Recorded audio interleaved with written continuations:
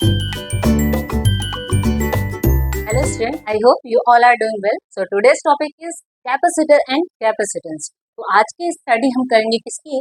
Capacitor and capacitance की study करेंगे।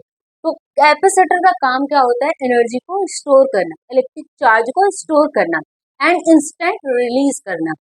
Battery का भी यही काम होता है, एनर्जी स्टोर करता है, फिर एनर्जी को क्या करता है, वो रिलीज करता है ना। जैसे यूज होता है वैसे हम क्या करते हैं, बैटरी को कनेक्ट करते हैं और अपना काम करते हैं। लेकिन क्या होता है उसमें, इसमें और बैटरी में डिफरेंस क्या है? बैटरी क्या करता है कि जो चार्जिंग प्रोसेस है उसका वो स्लो होता है, ठीक है। फिर जब डिस्चार्जिंग की कंडीशन आती है वो भी स्लो होती है, ठीक है। इसमें क्या है कि जो ये कैपेसिटर है इंस्टेंट चार्ज होगा, मीन्स ये इलेक्ट्रिक एनर्जी, इलेक्ट्रिक चार्ज को इंस्टेंट स्टोर कर लेता है एंड इंस्टेंट ये रिलीज करता है। जहाँ पे हमें बहुत ही शॉर्ट टाइम में चाहिए होगी एनर्जी, वहाँ पर हम किसका यूज करते हैं? कैपेसिटर का यूज करते हैं। ओके, तो कैपेसिटर है क्या? A capacitor is an electrical device used to store electrical energy या electric charge and electrical energy. Okay, अब इसके कैपेसिटेंस का मतलब क्या है? The ability of a capacitor to store charge is called capacitance. अब जब कोई भी डिवाइस होगी तो सब डिवाइस की अपनी अपनी अलग अलग एबिलिटी होती है, तो इसकी भी कैपेसिटी कितनी है ना। कितना ये चार्ज को, ऐसा तो है नहीं इनफाइनाइट नंबर ऑफ चार्ज को स्टोर करेगा, ऐसा तो नहीं, कुछ इसका अमाउंट होगा, फिक्स्ड अमाउंट होगा। उसके अकॉर्डिंग क्या करता है कैपेसिटर? एनर्जी को स्टोर करता है। तो जैसे जैसे हमें नीड होती है एनर्जी की, उसके अकॉर्डिंग क्या करते हैं, डिजाइन करते हैं डिवाइसेस को। जैसे कैपेसिटर को उसके अकॉर्डिंग ही डिजाइन करेंगे। जैसे कुछ कैपेसिटर होते हैं पैरेलल कैपेसिटर हो गए, कुछ कैपेसिटर हैं क्या स्फेरिकल कैपेसिटर, कुछ सिलेंड्रिकल कैपेसिटर है। तो नीड के अकॉर्डिंग उसका शेप साइज डिजाइन करते हैं, और जो कैपेसिटी है वो शेप साइज पे डिपेंड भी करती है ना। कैसा शेप है, कैसा साइज है, उस साइज पे भी कैपेसिटी पे डिपेंड करे। ऐसे ही कैपेसिटर जो होता है उसकी अलग अलग कैपेसिटी होती है, कितना चार्ज को स्टोर कर सकता है या कितनी एनर्जी को स्टोर कर सकता है, ठीक है। तो इसमें होता क्या है कि दो पैरेलल प्लेट्स होती है, किसकी होती है? कंडक्टर्स की। तो इसमें जो कैपेसिटर है, इसमें जो हमें प्लेट्स मिलती है वो दो प्लेट मिलती है, वो भी कंडक्टिंग प्लेट्स होती है। जनरली हम कैपेसिटर को अगर हम किसी सर्किट में दिखाते हैं या फिर मैं स्टडी के लिए देखते हैं तो कैपेसिटर को कुछ ऐसे हम दिखाते हैं, ये हमारा दो पैरेलल लाइन हो गई, ये क्या हो गई? ये कैपेसिटर हो गया। और जो प्लेट है कैसी है? वो कंडक्टिंग प्लेट्स, ठीक है, मेटल की बनी हुई प्लेट है। जनरली हम दिखाने के लिए ऐसे दिखाते हैं, बाकी तो सिलेंड्रिकल भी है, स्फेरिकल भी है, पैरेलल प्लेट कैपेसिटर है ना। तो नीड के अकॉर्डिंग हम उसको डिजाइन करते हैं। तो हमें जो स्टडी करना है, हमें कुछ इस सिंबल के साथ स्टडी करना है। हमारा ये जो सिंबल दिख रहा है ये क्या है? कैपेसिटर, ठीक है। अब देखो कैपेसिटर को और अच्छे से समझने के लिए सबसे पहले हमें जानना होगा इसका प्रिंसिपल, किस प्रिंसिपल पे ये वर्क करता है, ठीक है। तो प्रिंसिपल क्या है इसका? इलेक्ट्रोस्टैटिक इंडक्शन के प्रिंसिपल पे ये काम करता है। इलेक्ट्रोस्टैटिक इंडक्शन का मतलब क्या हुआ कि अगर एक चार्ज्ड बॉडी के पास दूसरा अनचार्ज बॉडी लाते हो तो उसमें चार्जेस इंड्यूस हो जाते हैं, एक तरफ नेगेटिव चार्ज, एक तरफ पॉजिटिव चार्ज, है ना, ऐसा इंडक्शन होता है। तो उसी पे ही ये वर्क करता है कैपेसिटर। देखो अब इसकी हेल्प से हम क्या कर सकते हैं? Capacitor stores a large amount of charges by using two conductors. दो कंडक्टर का हम यूज करके बहुत लार्ज अमाउंट में चार्ज को स्टोर कर सकते हैं, ठीक है। और कैसे? जो two conductor separated by an insulating medium. Insulating medium क्या होता है? डाइलेक्ट्रिक। जैसे अब आप बात को समझो कि ये जो हमारे पास कैपेसिटर की जो प्लेटें हैं, इनके बीच में कोई इंसुलेटिंग मीडियम होगा, या तो एयर हो जाए, या तो कोई पेपर हो जाए, या कोई प्लास्टिक हो जाए, या कोई माइका हो जाए, है ना। तो यहाँ पे हम इसके साथ इसके बीच में इंसर्ट करते हैं, तो उससे क्या होती है? इसकी कैपेसिटी और भी इंक्रीज कर जाती है। अब कैसे इंक्रीज करती है उसकी हम बाद में डिस्कशन करेंगे, ठीक है। डायरेक्टिक डालने पे कैसे कैसे इसकी कैपेसिटी इंक्रीज हो रही है। तो सिंपल सा कैपेसिटर है क्या? एनर्जी स्टोरिंग डिवाइस है, ठीक है। अब ये देखो इस प्रिंसिपल पे वर्क कैसे करता है, इस चीज को पहले यहाँ पे समझते हैं। अब इसके लिए देखो हमने क्या किया, एक मेटल की प्लेट ले ली जिसको हमने बैटरी से कनेक्ट कर दिया, और इसमें जो चार्ज दिया वो पॉजिटिव, तो ये पॉजिटिवली चार्ज हो गया, ठीक है। इसको चार्ज करते गए, ये अपनी कैपेसिटी, अपनी एबिलिटी के अकॉर्डिंग क्या हुआ? चार्ज हो गया। अब इससे ज्यादा ये चार्ज नहीं हो पाएगा, है ना। जितना एनर्जी स्टोर होनी थी, जिसमें चार्ज जाने थे, वो जा चुके हैं। तो ये अभी किस पोटेंशियल पहुंच गया? मैक्सिमम पोटेंशियल पे ये पहुंच गया। अब अगर हमें और चार्ज करना हो और चार्ज देना हो तो हम चार्ज नहीं कर सकते, क्योंकि इसकी जो मैक्सिमम कैपेसिटी है, मैक्सिमम एबिलिटी है, वो पहुंच गया कहाँ पर? मैक्सिमम पोटेंशियल पे पहुंच गया। ये पोटेंशियल ही डिफाइन करा कि इसकी कितनी वैल्यू है। तो मैक्सिमम पोटेंशियल पे जाने के बाद अब आप इसको चार्ज नहीं कर सकते, ठीक है। अब और चार्ज करने के लिए ट्रिक लाते हैं कि एक दूसरा प्लेट लेके आते हैं जो कि अभी अनचार्ज है, कंडक्टिंग प्लेट है लेकिन अनचार्ज। अब ऐसा करने से बाय इंडक्शन क्या हुआ, इधर पॉजिटिव चार्ज है तो इधर इसमें, क्योंकि आपको पता है ना जितने भी एटम्स होंगे, जितने भी मेटल हैं, सभी में क्या पॉजिटिव नेगेटिव चार्ज तो है ही है। तो ये क्या करेगा, जो नेगेटिव चार्जेस होंगे उसको अपनी तरफ अट्रैक्ट करेगा। क्यों कर रहा है, क्योंकि ये पॉजिटिवली चार्ज है। तो ये नेगेटिव चार्ज इधर शिफ्ट हो गए और इस दूसरे साइड प्लेट की, जैसे ये प्लेट हो गया, एक साइड क्या है नेगेटिव चार्ज, दूसरे साइड क्या हो गया पॉजिटिव चार्ज। क्यों, क्योंकि ये पॉजिटिव है तो पॉजिटिव ये रिपेल करेगा। तो दूसरे साइड क्या आ गया, पॉजिटिव चार्ज आ गया, ठीक है। तो अब देखो बाय इंडक्शन हुआ क्या, एक प्लेट की एक तरफ नेगेटिव चार्ज आएगा, प्लेट की दूसरी तरफ क्या होगा, पॉजिटिव चार्ज हुआ। तो अभी हम क्या कर रहे हैं, इसी प्लेट को ही क्या किससे कनेक्ट कर दे रहे हैं, अर्थिंग कर दे रहे हैं, अर्थ से कनेक्ट कर दिया। तो अर्थ से कनेक्ट करने के बाद अब इसका जो पोटेंशियल है ये गायब हो जाएगा, है ना।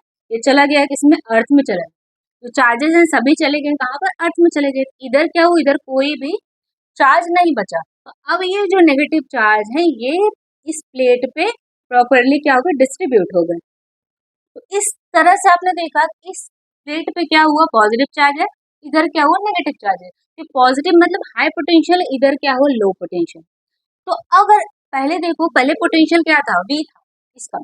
अब इसके लिए क्या हुआ, पोटेंशियल क्योंकि ये नेगेटिव है, तो ओवरऑल अगर पोटेंशियल देखो तो पोटेंशियल, ये पोटेंशियल इसकी पोटेंशियल को कहीं ना कहीं कम कर रहा है ओवरऑल पूरे सिस्टम का देखो तो इसका मतलब अब इसको हम और भी चार्ज कर सकते हैं। दूसरा प्लेट लाने से हुआ क्या, ओवरऑल जो पोटेंशियल है वो डिक्रीज कर गया, ठीक है। क्योंकि अब पोटेंशियल पहले मान लो ये V1 था, ये क्या हो गया V2, तो जो कि नेगेटिव है। तो V1 में से माइनस V2 हम कर देंगे तो जो इफेक्टिव पोटेंशियल है वो आ गया। पहले प्लेट का पोटेंशियल हमने सेम रखा, है ना, पोटेंशियल में कोई इंक्रीमेंट डिक्रीमेंट नहीं हुआ। लेकिन जैसे दूसरा हम पोटेंशियल लेके आ रहे हैं, दूसरे जो चार्ज हुआ प्लेट, उसका पोटेंशियल जनरेट हुआ जो कि नेगेटिव है। तो ये ओवरऑल दोनों प्लेट का क्या कर रहा है, पोटेंशियल डिक्रीज कर दिया। तो पोटेंशियल जैसे डिक्रीज किया, अब हम इसको और भी चार्ज कर सकते हैं, ठीक है। जितना इसको चार्ज करते जाएंगे इतना पॉजिटिव इधर आता जाएगा, उधर इतना ही नेगेटिव आता जाएगा। तो इस तरह से इस प्रोसेस से आपने देखा कि दो प्लेटों का जो कि कंडक्टिंग प्लेट है उनका जो है यूज करके हम क्या कर रहे हैं, इसके चार्जिंग कंडीशन को और ज्यादा इंक्रीज कर रहे हैं, मतलब ये चार्ज को और स्टोर कर सकता है। तो ये हो गया हमारा वर्किंग प्रोसेस इसका कैपेसिटर का। कैपेसिटर इस प्रिंसिपल पे वर्क करता है, ठीक है। तो इधर हमें पॉजिटिव क्यों मिला, इधर क्या मिला, नेगेटिव क्यों मिला। अब जब ये पॉजिटिव है ये नेगेटिव है तो इसके बीच में एक इलेक्ट्रिक फील्ड भी जनरेट हो गई, है ना, क्योंकि positive to negative electric field generate हो। तो जो ये जितना ज्यादा चार्ज करते जाओगे उतना ज्यादा इलेक्ट्रिक फील्ड भी होगी, है ना। और जो ये पोटेंशियल है वो किस बात पे डिपेंड कर रहा है, वो चार्ज पे ही डिपेंड कर रहा है ना। जितना ज्यादा चार्ज करते जाओ उतना ज्यादा पोटेंशियल हमारा इंक्रीज करता जाएगा, ठीक है। तो जो क्यू है वो डायरेक्टली प्रोपोर्शनल है किसके, पोटेंशियल के। तो देखिए यहाँ से फॉर्मूला जो निकल के आता है वो क्या हो गया, Q directly proportional to the potential, potential difference between the two plates. जो कंडक्टिंग प्लेट्स हैं उनके बीच में के पोटेंशियल डिफरेंस के क्या होता है, डायरेक्टली प्रोपोर्शनल है चार्ज। जैसे प्रोपोर्शनलिटी का साइन हटाते हैं एक कांस्टेंट आता है C, और यही C क्या है, capacitance of the capacitor. C ही क्या है, यहाँ पे कैपेसिटी है, कैपेसिटेंस है किसी कैपेसिटर का। इसको देख करके हम क्या करते फाइंड कर सकते हैं किसी भी जो हमारे पास कैपेसिटर है या कंडक्टर है उसकी कैपेसिटी कितनी होगी चार्ज को स्टोर करने की, ठीक है। इस फॉर्मूले से हम निकाल सकते हैं। जो फॉर्मूला आया ये क्या है, ये चार्ज है।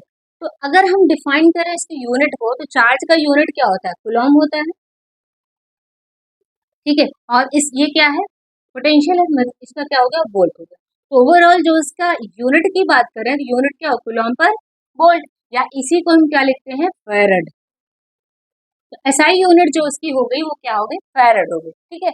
तो फैरड इक्वल क्या मिला, कूलॉम पर वोल्ट मिल रहा है, ठीक है। अगर हम क्वांटिटी की बात करें तो क्वांटिटी कैसी है, वेक्टर है स्केलर है, तो क्वांटिटी कैसी होती है, स्केलर क्वांटिटी होती है, ठीक है। तो ये फैरड तो हो गया एक तरह से, आप देखो बिगर यूनिट। अगर स्मॉल स्मॉल यूनिट की बात करें तो ये होता है, इसको हम इसकी स्मॉल यूनिट की बात करें तो ये होगा माइक्रो फैरड भी होता है इसकी स्मॉल यूनिट, देखो। और दूसरी क्या हो गई, पिको फैरड हो गई, और एक क्या हो गई, नैनो फैरड हो गई।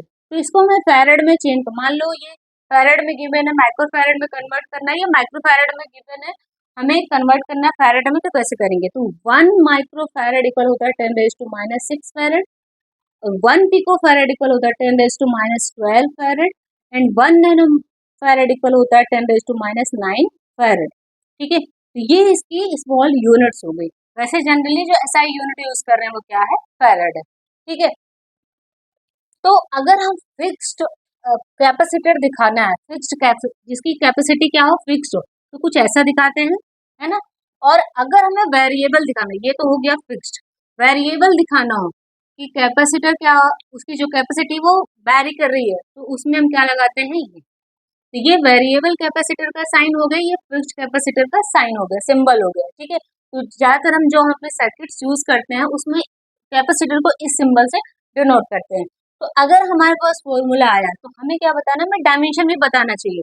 तो डायमेंशन क्या हो गया? C equal Q upon V। तो इसको Q को Q ही लिखते हैं, और V को हम क्या, पोटेंशियल है, तो वर्क डन अपॉन चार्ज। तो यहाँ पर हम ऐसा भी लिख सकते हैं, वर्क डन अपॉन चार्ज, या ओवरऑल ये क्या हो गया? Q square upon W। ठीक है, अब इसके अब क्या कर लो, इसका डायमेंशन लिख लो। तो C के डायमेंशन में जो मिल रहा है Q इक्वल क्या है? यहाँ पे चार्ज है, इक्वल IT, मतलब हमने क्या लिख लिया? AT, इसका स्क्वायर हो गया, और W है यहाँ पे, मतलब एनर्जी, जो एनर्जी की डायमेंशन होगा वही वर्क का भी डायमेंशन होगा, तो ML2T-2।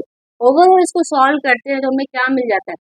M-1 और L और कहीं नहीं है, L-2 ये हो गया, और T यहाँ पर 2 है, ऊपर जाएगा तो ये भी प्लस हो जाएगा, तो T4 हो गया, और ये A, तो ये हमें डायमेंशन भी मिल जाता है।